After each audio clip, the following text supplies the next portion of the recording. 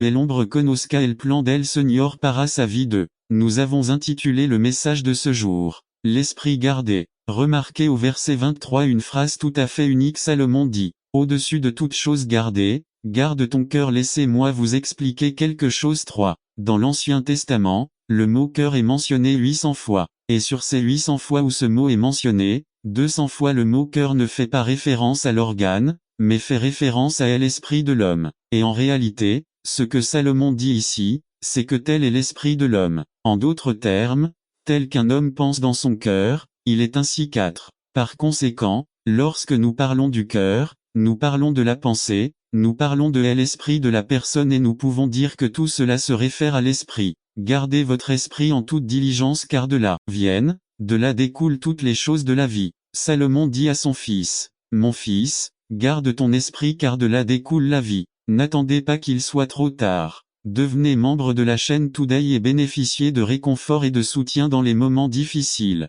Cliquez sur le lien dans la description de la vidéo. Mardi 9 avril 2024 page 1-6. Écoutez bien, si vous voulez changer une personne, n'importe quelle personne, vous allez devoir d'abord changer la façon dont cette personne pense. Ce jour-là, nous examinerons ce sujet que nous avons intitulé l'esprit gardé selon 3 principes très simples. 1. La majesté de l'esprit. 2. La maîtrise de l'esprit et enfin 3. Le ministère de l'esprit. Voyez d'abord la majesté de l'esprit. 1. Pourquoi ce mot majesté? Tout simplement et simplement parce que je ne crois pas qu'il y ait quoi que ce soit dans ce monde qui puisse se comparer à l'esprit d'un homme. Il n'y a pas de machine, il n'y a pas d'ordinateur, il n'y a rien qui puisse égaler ce que Dieu a fait dans l'esprit d'une personne. C'est majestueux. Mais pourquoi est-il majestueux? Très simple, car l'esprit contrôle tous deux. L'esprit d'un homme, l'esprit d'une femme règne en maître. Salomon dit ici à son fils, garde ton esprit car de lui découle la vie. En d'autres termes,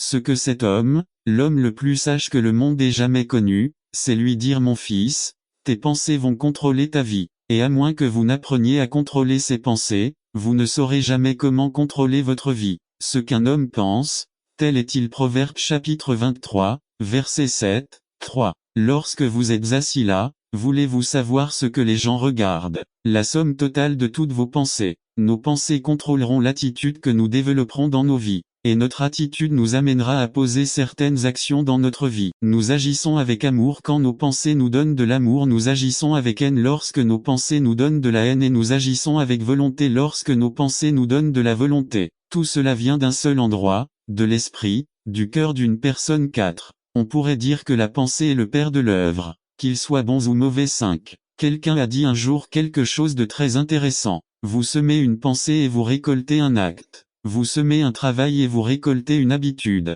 Vous semez une habitude et vous récoltez un caractère. On sème un caractère et on récolte un destin. Mesdames et messieurs, tout est lié à une seule chose, à quoi nous pensons. Dans quoi? N'attendez pas qu'il soit trop tard. Devenez membre de la chaîne Today et bénéficiez de réconfort et de soutien dans les moments difficiles. Cliquez sur le lien dans la description de la vidéo. Mardi 9 avril 2024 page 2. Nous faisons avec notre esprit. La Bible le dit parfaitement. Les attitudes de vie viennent du cœur. 6. Laissez-moi vous dire quelque chose, les attitudes peuvent être mauvaises ou bonnes. Mais Dieu a tout détruit autrefois à cause de l'attitude. Dans Genèse, chapitre 6, verset 5, nous voyons qu'une civilisation entière a été détruite par Dieu parce qu'elle avait un seul problème. La Bible dit que tous les désirs du cœur de l'homme étaient continuellement mauvais. L'homme en était venu à pourrir son esprit de telle manière Dieu n'avait pas d'autre choix que d'anéantir toute l'humanité par un déluge. Frères et amis, l'esprit est puissant. 7. Mais l'inverse est également vrai. Quand Dieu veut changer cette civilisation,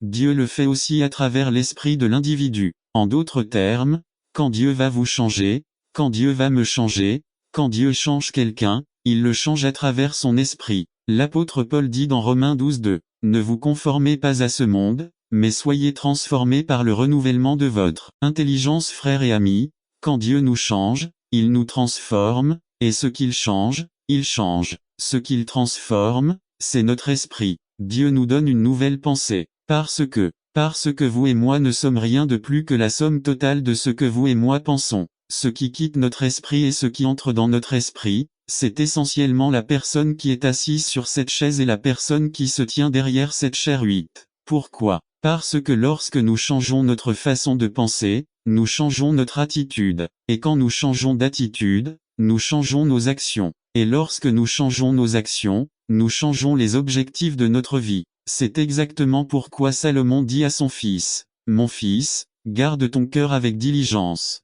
parce que de ce cœur, de cet esprit, toutes les questions de la vie découlent de là. L'esprit règne, l'esprit contrôle, l'esprit façonne et l'esprit motive tous les domaines de nos vies. C'est là, mesdames et messieurs, la majesté de la vie de la pensée. Mais maintenant je veux que vous voyiez avec moi un deuxième aspect. Regardez avec moi maintenant. 2. Maîtrise de l'esprit. N'attendez pas qu'il soit trop tard. Devenez membre de la chaîne Today et bénéficiez de réconfort et de soutien dans les moments difficiles. Cliquez sur le lien dans la description. Et mon corps. Et de la même manière, il leur donna du vin et dit, « Ceci est mon sang. » Et à ce moment-là, un véritable miracle s'est produit, car à ce moment-là, les disciples ont reçu non seulement du pain et du vin, mais aussi le corps et le sang de leur Sauveur Jésus-Christ. Et il ne fait aucun doute qu'ils ont reçu le corps et le sang de Jésus,